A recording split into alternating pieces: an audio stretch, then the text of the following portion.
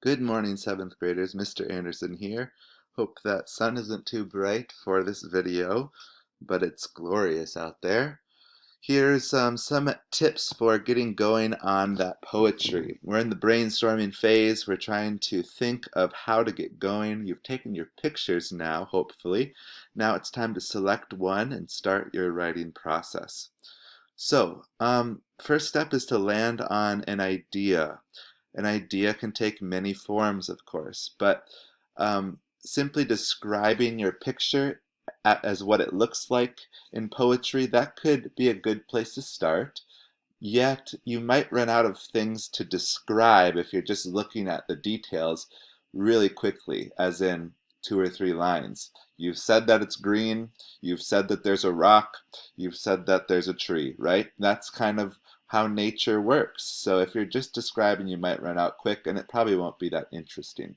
So here's some strategies for moving past that first step and figuring out something that's a little more deep and has more to offer for you as you go forward. First option is to write a ballad. You now know what that is from Mrs. G's lesson. A ballad is a story within a poem, a poetic narrative.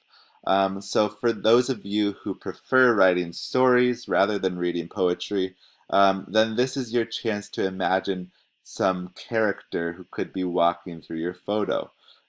Narratives have characters, so if you're going to do a ballad, you're going to need some sort of character. Now, it can be a personified animal. That is probably what a lot of you will do if you're going to go this route. Maybe catch a squirrel, or even if there's not a squirrel in the tree, but you can see where the squirrel usually is, then you could imagine a squirrel being in your story or in your ballad. You could talk about a bird that's in your photo.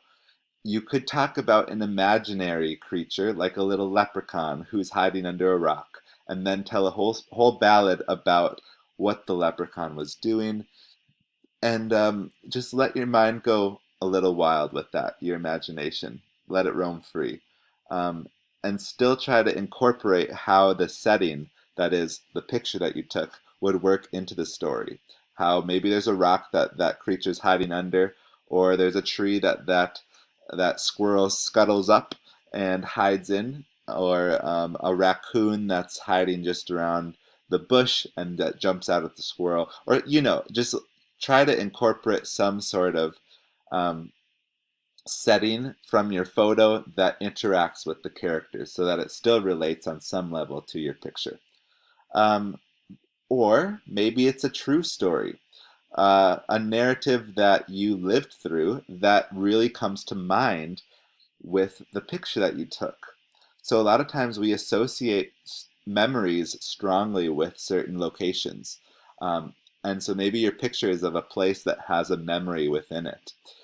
Here's a few that could be your own stories. Maybe that rock is just a rock to everybody else, but to you reminds you of when your brother tripped on it and fell into the mud, or when you tripped on it and fell into the mud.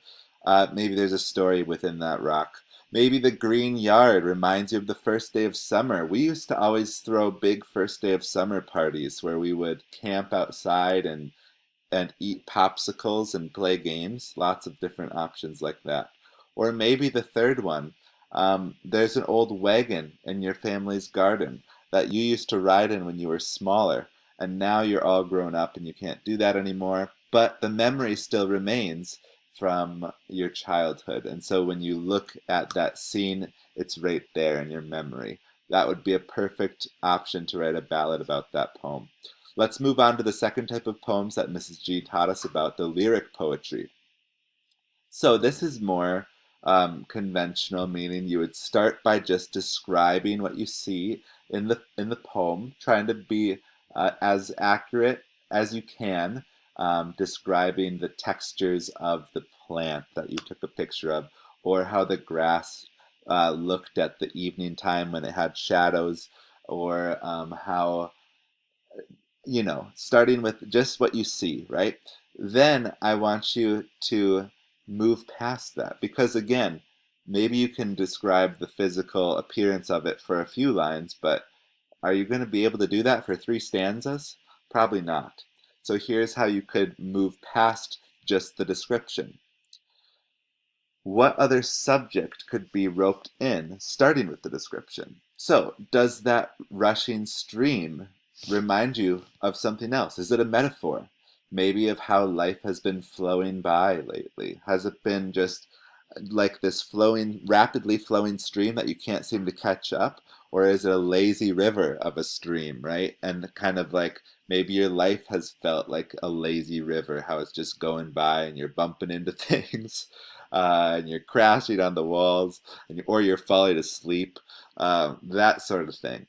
Here's another example. Does The Rock make you think about how you have felt heavy, weighted emotions lately, or how you just can't seem to pick up the pace on life, or your emotions have just been weighing you down? That would be a perfect image. So you could start by talking about the appearance of this rock and then relate it to your how you're feeling. The third one, does this the tree root, cause you to consider how deeply rooted you are to your family or your home? See, there's all sorts of metaphors that you have within the natural world that you just need to start latching onto. So looking at that tree and saying, ooh, I see how its roots just spread out into the ground. It's just clutching the ground. Maybe you can relate in some way to to having a well-rooted foundation. Um, I'm just listing metaphors that come to the top of my head, but there are so many metaphors out there, it's infinite. You just got to make them up. To get some more inspiration for some of those metaphors, you could go back to Liesl Mueller's poem, the ones called Things that we talked about earlier, because in that poem you'll have lots of metaphors at play. Sorry for the little background noise. That should be enough to get you started on your poetry. Now that we've gone through, again, these two different types of poetry, ballad poems and lyric poems, and you just need to pick one path and go with that. Pick either a narrative that comes to mind when you see the picture, or pick a description, a type of metaphor that also comes to mind when you look at the picture. And then start there and then just see how far you can take that image or that metaphor or that story. And I'll give you some more tips tomorrow as we move along with this final project of ours. It's come down to it. So we'll have the daily question, but that's all that you have for your homework. All right, see you next time.